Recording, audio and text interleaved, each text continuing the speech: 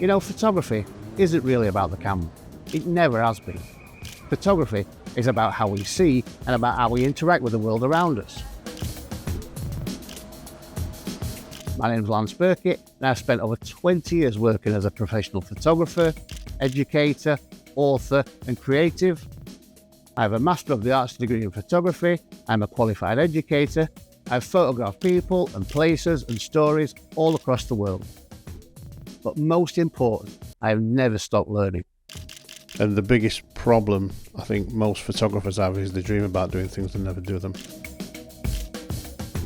If you're interested in photography without the hype, the hard sell, and creativity without cliches, then you're in the right place.